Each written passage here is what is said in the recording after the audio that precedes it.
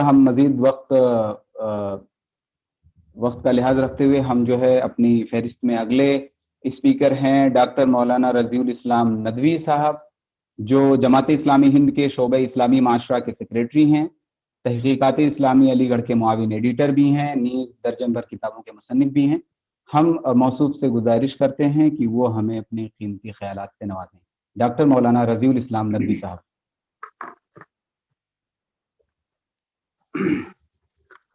بسم اللہ الرحمن الرحیم، نحمدہ ونصلی علی رسول الکریم۔ محترم بھائیوں، دوستوں، عزیزوں، سب سے پہلے تو میں آل انڈیا مدرسہ اسٹوڈنٹس فورم کا شکر ادا کرتا ہوں، ان کا شکریہ کہ انہوں نے اس پروگرام میں مجھ کو مدعو کیا۔ اسٹوڈنٹس فورم کی سرگرمیاں ماشاءاللہ ادھر کچھ دنوں سے بہت اچھی طرح سے انجام دی جا رہی ہیں۔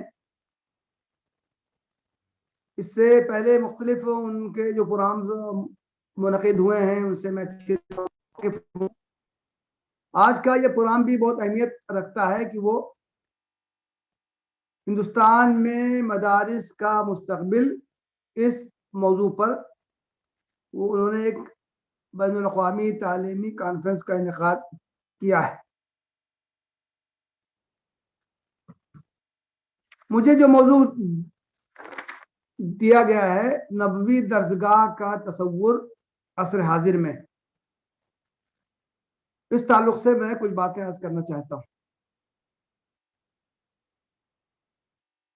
محترم بھائیوں، دنیا میں علم کی جو شمعیں جل رہی ہیں، خواہ وہ مکاتب و مدارس کی شکل میں ہوں یا عظیم تعلیمی اداروں اور دانشگاہوں کی شکل میں، ان کا شجرہ نسب ہجرت مدینہ کے بعد وجود میں آنے والے اس سایہ دار چبوترے سے جا ملتا ہے جسے ہم صفہ کے نام سے جانتے ہیں۔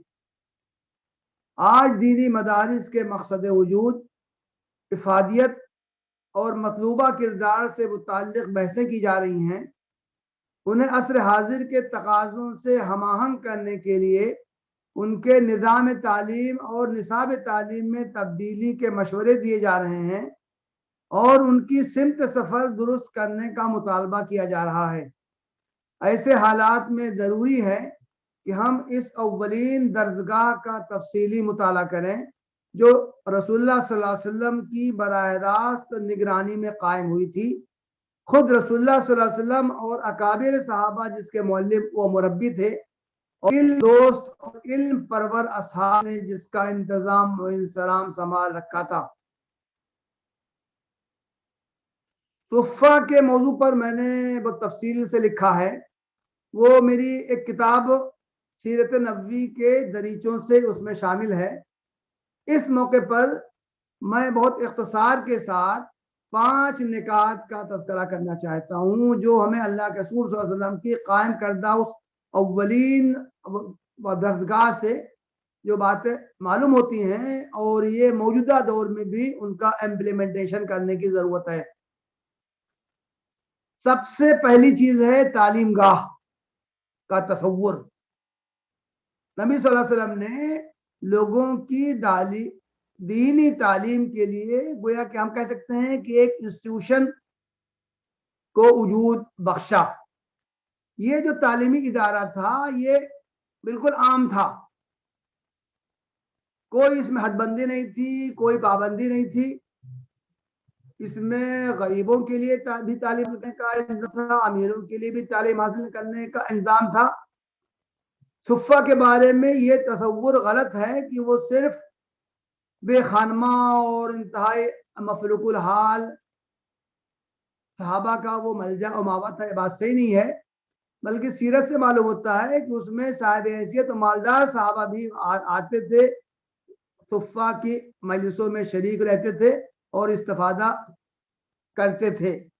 اور ڈاکٹر حمید اللہ صاحب نے اس کے بارے میں لکھا ہے فرسٹ ریزیڈینشیل یونیورسٹی، کہ بہت اچھا ہے کہ وہ گیا کہ ایک اقامت گاہ تھی جس میں کہ لوگوں کی تعلیم و تربیت کا انتظام کیا گیا تھا۔ दूसरी बात है निसाब की उसात। ऐसा नहीं था कि सुफ़ा में सिर्फ कुरान की तालीम दी जाती थी या अल्लाह के रसूल सल्लल्लाहु अलैहि वसल्लम की मौजूदगी में हम गोया कि उनके आपके इरशादात से सहाबा फायदा उठाते थे, बल्कि सुफ़ा में दूसरी चीजों की भी तालीम दी जाती थी। चुनांचे हजरत सईद इब्न आस उमवी का नाम आता है। अल्लाह के रसूल सल्लल्लाहु अलैहि वसल्लम ने उनको पाबंद किया था कि लोगों को लिखना सिखा दें। इसी तरह हजरत उबादा इब्न सामित ये फरमाते हैं कि अल्लाह के रसूल सल्लल्लाहु अलैहि वसल्लम ने मेरी जिम्मेदारी करार दी थी कि मैं सहाबा को कुरान सिखाऊं और उनको लिखना भी सिखाऊं। जाहिर है कि लिखना एक बुनियादी इल्म है, तो गोया कि सुफ़ा ने ये सबक दिया कि न सिर्फ खालिस दीनी उलूम बल्कि उसके मुआमिन उलूम की भी तदरीस जरूरी है। तीसरा नुक्ता है कि अल्लाह के रसूल सल्लल्लाहु अलैहि वसल्लम ने मुफ्त में तालीम का तसव्वुर पेश किया। आज हमारे यहाँ राइट टू एजुकेशन का तसव्वुर आम हुआ है। इब्तदाई बुनियादी तालीम के बारे में यह तसव्वुर आम हुआ है रियासत को मुफ्त फराहम करना चाहिए। हदीस से मालूम होता है कि सुफ़ा में जो लोग तालीम हासिल करते थे, जो सहाबा उनको तालीम देते थे, उनके लिए सख्त पाबंदी थी कि उन तालीम हासिल करने वालों से कुछ नहीं लेंगे। हजरत उबादा इब्न सामित ये फरमाते हैं कि जिनको मैं तालीम देता था उसमें एक साहब ने मुझको एक कमान तोहफे में दी। मैंने कहा अच्छी चीज है, कमान दी है, मैं इससे अल्लाह के राह में जिहाद करूंगा, लेकिन अल्लाह के रसूल से पूछ तो लूं। आपने तो उन्होंने पूछा तो अल्लाह के रसूल ने बहुत सख्त अल्फाज में कहा कि अगर तुम ये कमान लेते हो तो ये समझ लो कि तुम जहन्नम का तोक अपने गले में डाल रहे हो। इसका मतलब ये नहीं है कि दीनी तालीम पर कोई मुआवजा लेना जायज नहीं है, बल्कि मैं जो इस पहलू की तरफ तवज्जो मैं दिलाना चाहता हूँ, अल्लाह के रसूल सल्लल्लाहु अलैहि वसल्लम ने मुफ्त तालीम का ये सूल पेश किया। कोई मालदार हो या न हो, चाहे जितना गरीब हो, उसको बुनियादी तालीम हासिल करने का हक है और रियासत की जिम्मेदारी है कि उन लोगों की तालीम का नज्म करे। और चौथी चीज है तालीम के साथ साथ तरबियत भी जरूरी है। आज तो आला से आला तालीम लोग हासिल करते हैं, लेकिन वो तरबियत से महरूम रहते हैं। अल्लाह के रसूल सल्लल्लाहु अलैहि वसल्लम ने तालीम के साथ साथ अखलाकी तरबियत का भी तसव्वुर पेश किया। चांचे आप सुफ़ा की मजलिसों में शरीक होते थे और दीन की छोटी छोटी बातें जो समाजी मामला से मुताल्लिक हैं, अखलाकियात से मुताल्लिक हैं, उनकी भी आप तालीम देते थे। एक मौके पर यह सुफ़ा के लोग खाना खा रहे थे, आपने उन्हें टोका, कहा कि अपने करीब से खाओ। खाने में ऊपर का खाना खिसका के अपने पास लाना ये ठीक नहीं है, इसलिए कि ऐसा करना बरकत के खिलाफ है। एक साहबी सुफ़ा में बैठे हुए थे, उनकी रान खुली हुई थी। अल्लाह के रसूल साहब ने उनको टोका, कहा तो उनको नहीं मालूम है कि रान इसमें शामिल है। तो गोया की तालीम के साथ साथ तरबियत बहुत जरूरी है। मोरल एजुकेशन आज कहा जाता है, कुछ बातें शामिल की जाती हैं। अल्लाह के रसूल सल्लल्लाहु अलैहि वसल्लम ने ये सुफ़ा के जरिए ये तसव्वुर पेश किया कि तालीम के साथ साथ तरबियत भी जरूरी है। और पांचवा और आखिरी पॉइंट ये है कि आप सल्लल्लाहु अलैहि वसल्लम ने तरगीब दी लोगों को कि तालीम हासिल करने वालों की किफालत करें। चुनांचे सीरत में ऐसे वाक़यात मिलते हैं, मालदार साहबा अपने खजूर के बागात में जाते थे, पूरा पूरा खोशा लाके मस्जिद के में देते थे ताकि जिसको जरूरत हो उसमें से खजूरें तोड़ तोड़ के खाए। साहबा के बारे में ये मिलता है कि वो बकरी दबा करते थे और उसका पूरा गोश्त हुजरात नबी के सामने वो लटका देते थे कि जिसको भी जरूरत हो वो उसमें से ले ले। गोया कि तालीम को इशाअत के लिए, तालीम को आम करने के लिए اللہ کے رسول صلی اللہ علیہ وسلم نے مال خرچ کرنے کی ترغیب دی۔ ہم دیکھتے ہیں کہ آج بھی جو حضرات بھی تعلیم عام کرنے کے لیے فکر مند ہیں، اس کے لیے کوشش کرتے ہیں، مختلف وہ تدابیر اختیار کرتے ہیں، وہ اصلاً اسی اللہ کے رسول صلی اللہ علیہ وسلم کے اسوے کی پیروی کرنے والے ہیں۔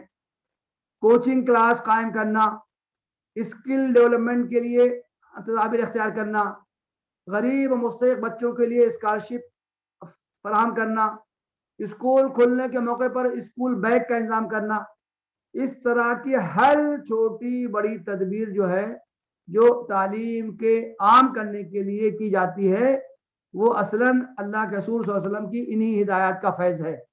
تو گویا کہ خلاصہ یہ کہ اللہ کے رسول صلی اللہ علیہ وسلم نے جو ہجرت مدینہ کے بعد پہلی فرصت میں جو درسگاہ قائم کی تھی، جس کو ہم صفہ کہتے ہیں، اس کے بارے میں جو تفصیلات ملتی ہیں ان کو ہم اپنے موجودہ دور میں بھی اپلائی کر سکتے ہیں، اور ان سے جو رہنما ہدایات ملتی ہیں ان پر عمل کر کے ہم تعلیم کا زیادہ سے زیادہ اس کو عام کر سکتے ہیں۔ آخر میں پھر اسی بات پر اپنی گفتگو ختم کرتا ہوں کہ ماشاءاللہ آل انڈیا مدرسہ اسٹوڈنٹ فورم جو ہے وہ بہت اہم اور قیمتی خدمات انجام دے رہا ہے، جو اس کے میدان ہے وہ قابل ستائش ہے، اور یہ مدارس کے خاص طور سے فارغین کی جانب سے جو لوگ عصری اداروں میں بھی آنا چاہتے ہیں، اعلیٰ تعلیم حاصل کرنا چاہتے ہیں، ان کے لیے جو کچھ اس فورم کے ذریعے اور انجمن علماء اسلام کے ذریعے جو کچھ کوششیں ہو رہی ہیں وہ لائق ستائش ہیں۔ وآخر دعوانا الحمدللہ رب العالمین۔